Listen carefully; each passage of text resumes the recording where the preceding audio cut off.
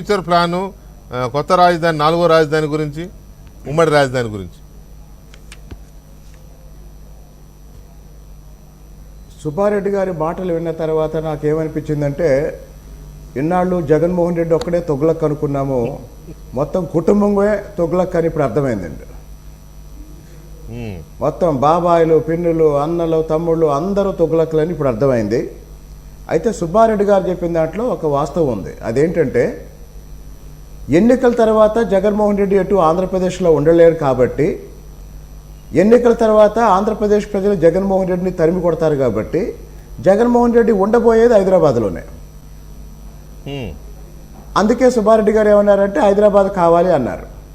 హక్కు కూడా. ఇకపోతే ఈ స్టేట్మెంట్ గురించి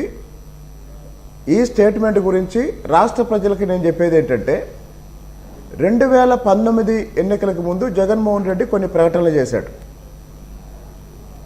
అప్పుడు ముఖ్యమంత్రిగా ఉన్న చంద్రబాబు నాయుడు గారి గురించి, అప్పుడు అధికారంలో ఉన్న తెలుగుదేశం పార్టీ గురించి కొన్ని ప్రకటనలు చేశాడు.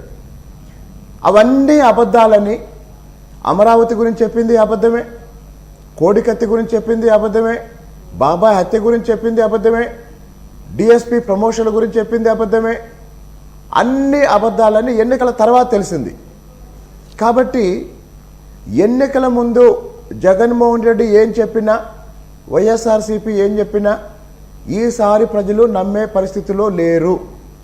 జగన్మోహన్ రెడ్డికి ఆయన ముఖ్యమంత్రి కావాలని ఓటేసిన వాళ్ళు, వైఎస్ఆర్సీపీ కార్యకర్తలు కూడా ఈరోజు మళ్ళీ జగన్మోహన్ రెడ్డి ముఖ్యమంత్రి కావాలని కోరుకోవటం లేదు.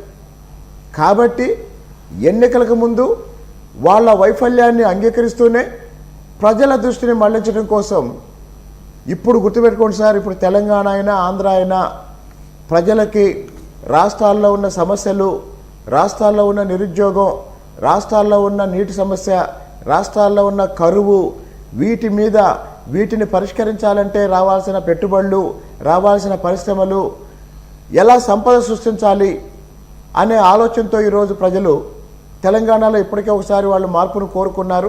అక్కడ ప్రభుత్వం మారింది.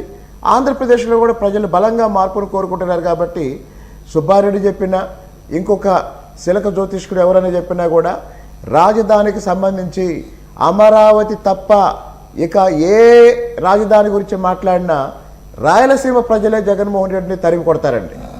అమరావతి ప్రజలే కాదు.